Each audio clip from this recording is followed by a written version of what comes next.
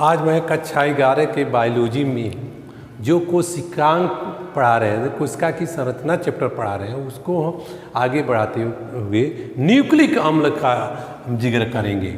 Nucleic अम्ल, nucleic acid का जिक्र करेंगे। हम बताएं फ्रेडरिक मीसर ने मवाज पस का अध्ययन करते समय उसमें न्यूक्लिक अम्ल का खोज किया था। अल्टमान ने उसके अम्लीय गुण होने के कारण इसे अम्ल कहा, न्यूक्लिक अम्ल नाम रखा। इसके बाद से न्यूक्लिक अम्ल अब 2 प्रकार के होते हैं। न्यूक्लिक अम्ल कितने प्रकार के होते हैं? 2 प्रकार के, एक DNA और दूसरा जो है RNA। अब हम DNA का जिक्र करेंगे। DNA है क्या? DNA का पहले हम संरचना जाने। वाटसन तथा क्रिक 2 मशहूर वैज्ञानिक जो 1953 में एक्सरे विश्लेषण द्वारा 1953 में एक्सरे विश्लेषण द्वारा DNA का द्विकुंडलित मॉडल प्रस्तुत किए। अब ये मॉडल चित्र हम बना रहे हैं और चित्र जो है आप लोग खूब कायदे से अपने कॉपी में बना लीजिएगा और उसका ऐसे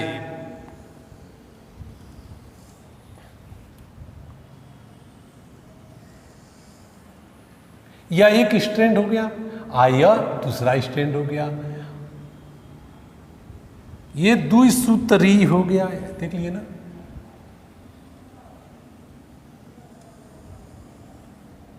देख लीजिए। और ये मुख्य एक्सिस पर एक एक्सिस है, एक एक्सिस देख लिए ना, इस पर इस प्रकार जो है रस्सी के ऐंठन की समान रहता है और एक बना रहता है किसके, देख लीजिए, फास्फोरिक अम्ल P और शर्करा, राइबोज शर्करा इसमें होता है। ऐसे करके यस, फिर फास्फोरिक अम्ल P, फिर से शर्करा यस, फिर से फास्फोरिक अम्ल P, फिर से शर्करा यस, ऐसे करके यह स्ट्रैंड जो है बना रहता है। ये एक बहुलक है, बहुत बड़ा बृहद होता है ना। तो इनका जो है ऐसे हम इस फिगर में जो है यस P, यस माने शुगर, शर्करा जिसको कहते हैं P। अभी हम बताएं ऐसे करके यह जो है जुड़ा रहता है। उसके बाद से इसमें एक सीढ़ी जो नुमा होता है, एक डंडा बना होता है, सीढ़ी की डंडे की समान ऐसी रचना है, ऐसे बन गया, ऐसे देख लीजिए, सीढ़ी के डंडे के समान ऐसे बन गया, दिखाई दिया एक्सरे विश्लेषण के द्वारा। वाटसन और क्रिक नामक वैज्ञानिक ने देखे तो। और इस सीढ़ी डंडे में क्या है ये भी देख लीजिए। न्यूक्लियोटाइड एडेनिन थाइमिन देख लीजिए, एडेनिन थाइमिन T से ऐसे यहाँ एक समझ लीजिए, एडेनिन ये डबल बांड T, ये हाइड्रोजन बांड है। ये 2 हाइड्रोजन बांडों के द्वारा जो है 2 हाइड्रोजन बांडों के द्वारा ये जुड़ा। और गुआनिन साइटोसिन 3 हाइड्रोजन बांड के द्वारा, ये 2 है तो 3 हाइड्रोजन बांडों के द्वारा ये जुड़ा रहता है और पूरे यह जो है जुड़ा रहता है। आप देख लीजिए, गुआनिन साइटोसिन ऐसे करके ये पूरे चित्र में फैला रहता है और बृहद रचना बना लेता है। अब इसमें देखेंगे कि इनकी जो है इतना लंबाई कितना होता है, 20 एंगस्ट्रॉन होता है। इनकी जो व्यास होती है, इनकी जो है चौड़ाई होती है 20 एंगस्ट्रॉन होता है और एक कुंडल का लंबाई 34 एंगस्ट्रॉन होता है और 2 सीढ़ियों के बीच की दूरी ये जो होता है 3.4 एंगस्ट्रॉन होता है। समझ गए ना। तो उसके बाद से यह घड़ी के एंटी क्लॉकवाइज ये जो है जुड़ा रहता है, ऐसे जुड़ा रहता है। और ये जो है द्विकुंडलित संरचना है। आप इसको खूब बढ़िया तरह से बना लीजिएगा। इसके बाद से अब ये दूसरा जो है, इसमें न्यूक्लिक अम्ल आरएनए है, आरएनए। आरएनए का भी हम जो है संरचना आपको बता, एक सीधा श्रृंखला बनाता है और इसमें राइबोज शर्करा होता है, राइबोज शर्करा होता है, शुगर होता है। इसमें भी राइबोज शर्करा, डीऑक्सी राइबोज शर्करा, इसमें राइबोज शर्करा होता है। ये एक सीधा श्रृंखला बनाता है, ऐसे ऐसे सीधा। इसमें एडेनिन, गुआनिन, साइटोसिन, यूरोसिल जुड़ा रहता है, समझे ना। तो ये जो है संरचना आप लोग बना कर और खूब बढ़िया से अंतर कल के हम बतेबे किए हैं और इसको पढ़ेंगे। अब शेष जो है इसका अगला हम केंद्रिका के बारे में थोड़ा सा जानिए। केंद्र के अंदर केंद्रिका होता है, इसमें ध्यान देंगे। फोंटाना नामक वैज्ञानिक ने केंद्रिका की खोज किया था। केंद्रिका का संरचना हम बना रहे, ऐसा ही होता है। बीच बीच में यह पोर होता है, छिद्र होता है, ताकि इससे कोशिका द्रव आ जा सके। और इसमें जो है क्रोमैटिन, पूरा क्रोमैटिन का जाल जो है फैला रहता है, क्रोमैटिन की जाल फैला रहता है, क्रोमैटिन की जाल होता है, फैला रहता है। अब ये क्या होता है कि जब कोशिका विभाजन होता है तो इसी केंद्रिका में जो एक क्रोमैटिन जाल होता है, तो यह विभाजन करके और ऐसी रचना बनाता है, धागेनुमा रचना में बदल जाता है। धागेनुमा रचना, इससे धागा होता है जो सिकुड़ कर मोटा छोटा ऐसे मोटा छोटा रचना बना लेता है, जिसको हम गुणसूत्र कहते हैं। बाल्डेयर नामक वैज्ञानिक ने 1888 में गुणसूत्र नाम दिया था ऐसे।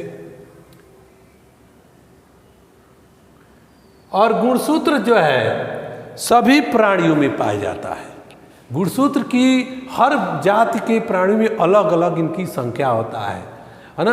और ये जोड़े में होता है। जैसे मनुष्य है, मनुष्य में 23 जोड़ी गुणसूत्र होता है, 23 पेयर जो है गुणसूत्र क्रोमोसोम होता है, क्रोमोसोम होता है, जिसमें 22 जोड़ी जो होता है, जोड़ी पुरुष और स्त्री दोनों में पाया जाता है। और 23वें जोड़ी का गुणसूत्र जो होता है 22 धन 23वें जोड़ी एक्स वाई, 22 धन एक्स।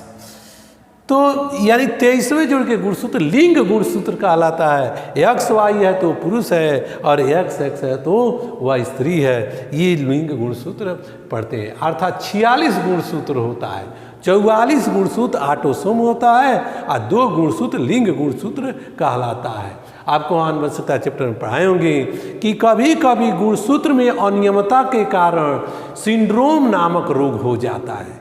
कभी कभी जो है गुणसूत्र में लिंग गुणसूत्र में बढ़ोतरी हो जाता है और कभी ऑटोसोम गुणसूत्र में बढ़ोतरी या घटोतरी हो जाता है, तो ये जो है सिंड्रोम नामक रोग हो जाता है। तो ये आपका गुणसूत्र के बारे में थोड़ा सा बता दिए। अब बच्चे आपको उसी चैप्टर के अंतिम बिंदु को हम बता रहे हैं।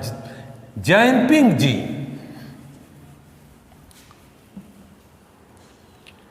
जैनपिंग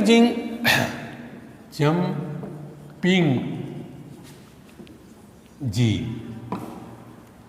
अमेरिका के बारबरम मैकक्लिंटॉक नामक वैज्ञानिक ने भारतीय मक्के के भुट्टे को अध्ययन कर रहे थे।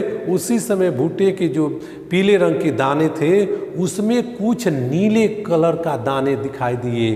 तो उनका अध्ययन करके वो बताएं कि यह जो है जीन है और ये जो है जैम्पिक जीन है, एक चलमान जीन है, एक स्थान से दूसरे स्थान पर चला गया। तो आपको इतना ही पूछा जाएगा कि जैम्पिक जीन की खोज किसने किया, तो आप जानेंगे कि बारबरा मैक क्लिंटॉफ नामक वैज्ञानिक ने जैम्पिक जीन का खोज किया था। तो लगभग सभी कोशिकांग को तो हम बता दिए, कुछ कोशिकांग जो नहीं बताए होंगे तो किताब से देख, लगभग हम सभी कोशिकांग को बता दिए। बच्चे एक जो है बच्चा था एंडोप्लाज्मिक रेटिकुलम, उसको भी आप देख लीजिए। एंडोप्लाज्मिक रेटिकुलम जो है ऐसे जो है होता है, इसका रचना आप लोग फिगर में देखेंगे।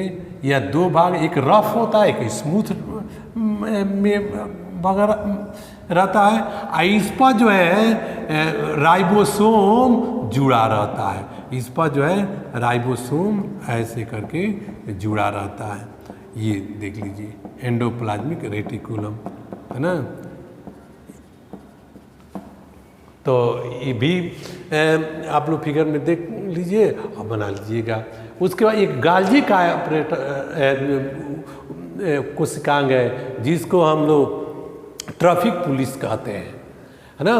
तो उपनाम है ट्रैफिक पुलिस। कुछ उपनाम भी याद कर लीजिएगा, जैसे लौवक का उपनाम प्लास्टिड है, माइटोकॉन्ड्रिया का उपनाम ऊर्जा का घर है, राइबोसोम को प्रोटीन की फैक्ट्री कहते हैं, गाल्जी काय को ट्रैफिक पुलिस कहते हैं, लाइसोसोम को सुसाइड में आत्महत्या की थैली कहते हैं। इस प्रकार इनका उपनाम जो है याद कर लीजिएगा। जीव द्रव्य को जीवन के भौतिक आधार कहते हैं। तो ये जो है आपका कोशिका की संरचना चैप्टर समाप्त हो गया। कल से हम आप जीव जगत पढ़ाएंगे, कल जो है जीव जगत चैप्टर पढ़ाएंगे। आज इतना ही।